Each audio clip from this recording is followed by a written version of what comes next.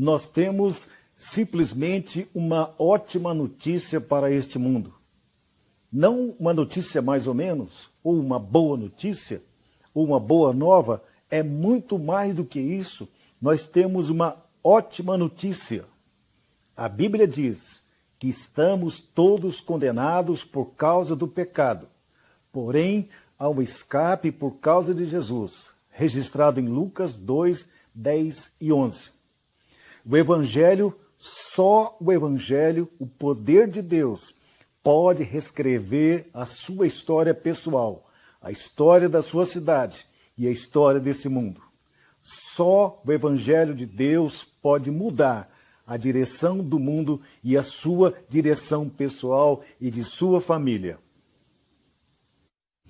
Veja bem, o primeiro passo de Deus foi nos amar.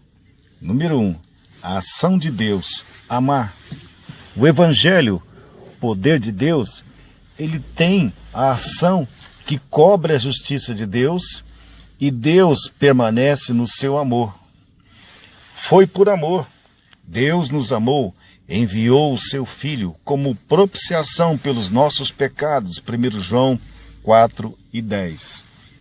Era necessário a cruz, sendo justificados gratuitamente por sua graça, mediante a redenção que há em Cristo Jesus, a quem Deus propôs no seu sangue, como propiciação, mediante a fé, para manifestar a sua justiça. Romanos 3 e 23. Ele foi entregue por causa da nossa transgressão, ressuscitou por causa da nossa justificação. Romanos 4 e 25.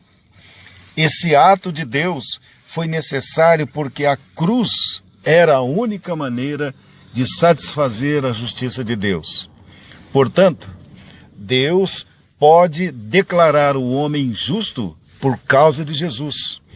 E Deus emite uma declaração de justiça dizendo: o homem é pecador, mas ele foi justificado porque ele creu pela fé, ele creu em Jesus, se arrependeu dos pecados, se converteu, e isso é colocado na conta dele como justiça.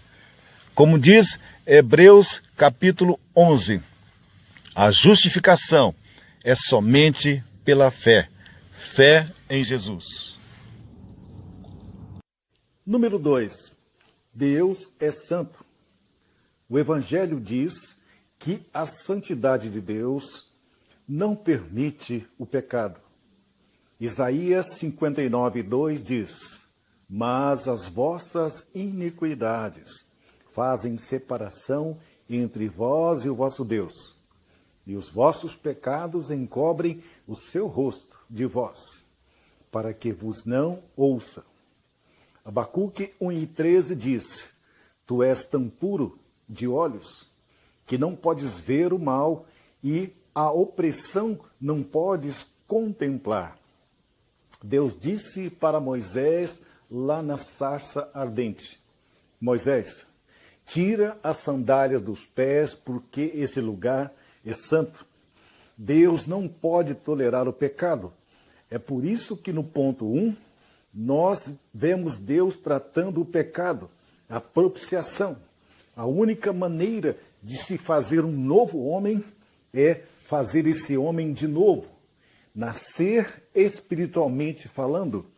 E Deus pode mudar o homem, transformando-o em justo, justificado, porque a santidade de Deus não pode tolerar o pecado. O Evangelho, poder de Deus, no seu terceiro ponto, a justiça de Deus. Porque o Senhor é justo. Ele ama a justiça. Os retos lhe contemplarão a face. Salmos 11 e 7. E também Isaías 5:16 diz: mas o Senhor dos exércitos é exaltado em juízo, e Deus, o Santo, é santificado em justiça. Veja bem, Deus é totalmente santo. Ele não admite o pecado. E ele tratará o pecado. Ele já começou a tratar o pecado. Uma base justa para tratar o pecado foi a morte de Jesus. Jesus é a justiça de Deus.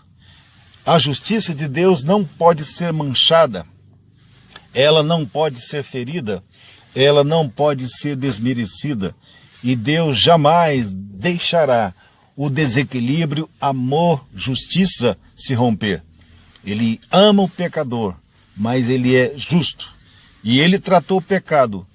Pela fé, eu e você podemos ser declarados por Deus justos pela simples fé em Jesus de todo o nosso coração.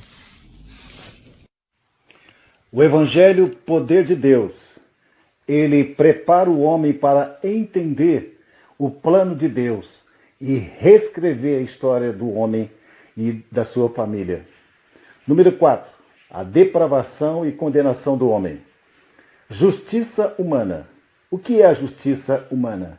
Mas todos nós somos como o imundo, e todas as nossas justiças como trapo de imundícia, diz Isaías 64. E também Gálatas 3:10 diz que estamos sob a condenação de Deus. Todos quantos, pois, são das obras da lei, estão debaixo da maldição. Porque está escrito: maldito todo aquele que não permanece em todas as coisas escritas no livro da lei. Então é muito importante que o homem entenda que estamos sob condenação e estamos sob maldição. E é por isso que nós temos que prestar atenção no Evangelho, porque ele é o caminho, a verdade e a vida para nos livrar da maldição, do pecado que paira sobre nós. Número 5. A reação do homem.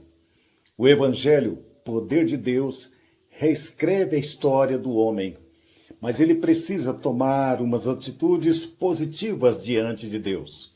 Marcos 1,15 diz: arrependei-vos e crede no Evangelho. É a primeira coisa.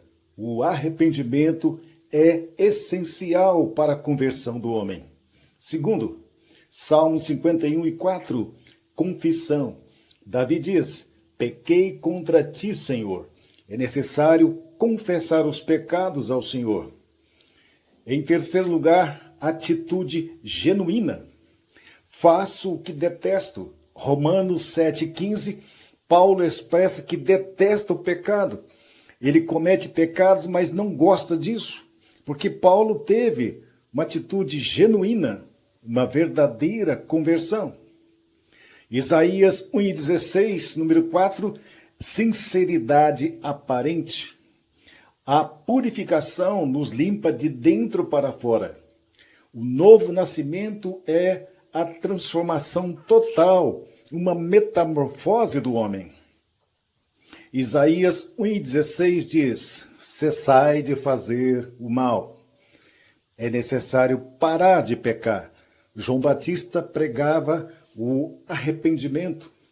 E o evangelho do arrependimento, ele diz: aquele que roubava, não roube mais.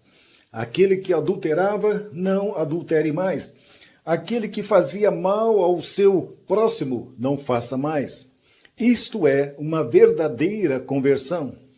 A reação do homem, ela tem que ser positiva diante de Deus. O homem necessita buscar o Senhor de todo o seu coração, de toda a sua alma, de todo o seu entendimento. Caso contrário, Deus não o aceitará.